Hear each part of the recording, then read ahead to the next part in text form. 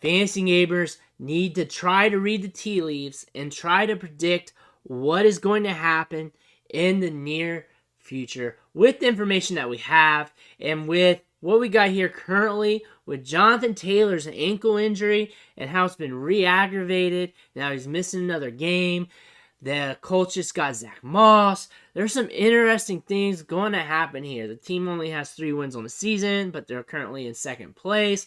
What if this ankle injury lasts longer? What if we re-aggravate it for a third time? What if they shut him down later in the year? What if all this happens? What's the fall case here? Zack Moss is now on the team. Could he become a project or a player that could eventually get touches? What is this going to look like going forward? We got Deion Jackson. We kind of know what he is. But what's this team going to look like if Jonathan Taylor's out for more than an extended period amount of time? What if he's out for the year? We don't know. We're not projecting that. We have no idea. There's a chance that he comes back, re-aggravates, and it's a lost cause. So on the worst case scenario, looking at Zack Moss, what are we going to get? And the thing about this is it's quite unknown because we got a running back who's got limited experience at Buffalo, transferring over here to Indy. Indy's got some weird quarterback play. We got Deion Jackson over here. So this is a situation that you're just going to have to wait to see what could unfold. Can he be productive? I mean, first thing, he's sharing the backfield with Deion Jackson. If this scenario plays out, during his time at Buffalo, since 2020, he's had 2 RB1 games, 3 RB2 performances, so that's not a productive fantasy running back. Rest of his performances, RB3 or worse, only has 917 yards and 8 touchdowns on his career. His athleticism isn't favorable either. 4.65 40-yard dash, 5'9", 223 pounds, 47th percentile size adjusted speed score. He's going to be struggling to compete with Deion Jackson for touches. Deion Jackson should have the leg up on him.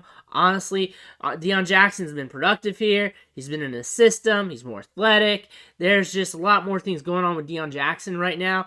But if Moss starts getting touches or something happens to Jackson, you know, it's the RB game. It's the hurt business. So Zack Moss, if he does get touches, that is when I'm interested in him. He pretty much has to get it through attrition.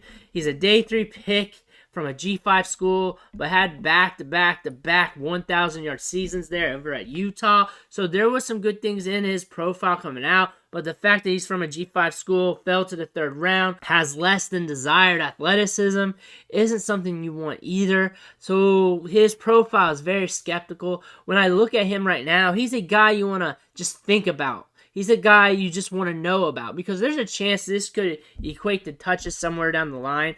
It all depends on Jonathan Taylor's health, but since he just got traded to the Colts, a lot of people are bringing him up because I've seen it in the comments. So I had to do a video on Zack Moss.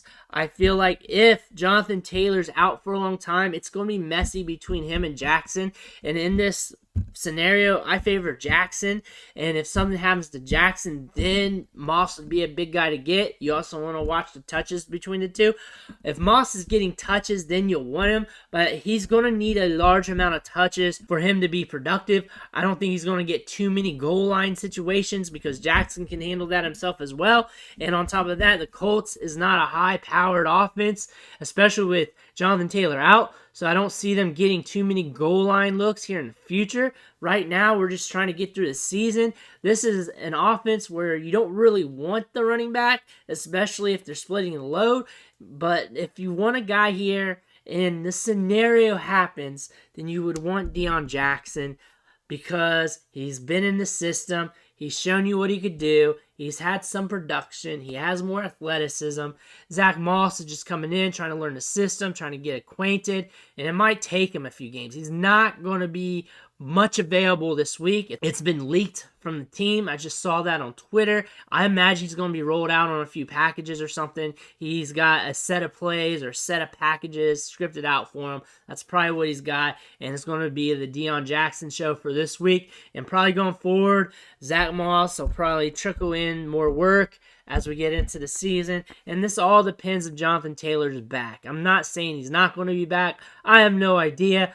But in this scenario, we're just looking at just in case because it's a re-aggravation. We're in the middle of the season. How's rehab going to go? What's going to entail with all this? What's going to happen? And what if he comes back and the worst of the worst happens and then we have to shut him down? Because what if he re-aggravates it again? What's going to happen to that? I don't know, but I'm trying to give you the outcome of what Zack Moss would look like if he got his opportunity. Don't get him off waivers right now. Unless you're in a super deep league and you have to, don't do it. Just wait. Just see what happens. You're going to have a few weeks before you even need to make a decision.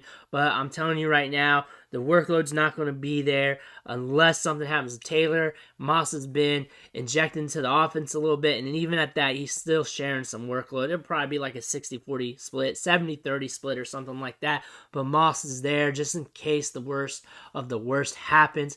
It could happen. I don't know. I'm not projecting that. I'm just letting you guys know what Zack Moss could be looking at here in the future and what the best case scenario for him is, and it's this scenario. If Taylor's back, don't even think about Moss one bit. It's the Jonathan Taylor show. It's not even the Deion Jackson show. It's the Jonathan Taylor show. You're starting Taylor if he's on the field healthy, and you're not thinking about it because he is a supreme running back talent. Zack Moss is just another jabroni back. You don't really need him, but if he's getting touches, it's a what the heck flex type of deal if you're hurting. But let me know in the comments what you think down below. What do you think about this whole Colts running back situation?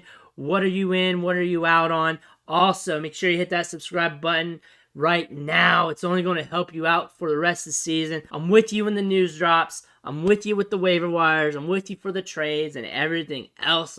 We're here to go for you. Also, watch this video right here if you're interested in a wide receiver that you can get cheap off waivers that might hit later on down the line. But I want to thank you for watching, and I'll catch you on the next video.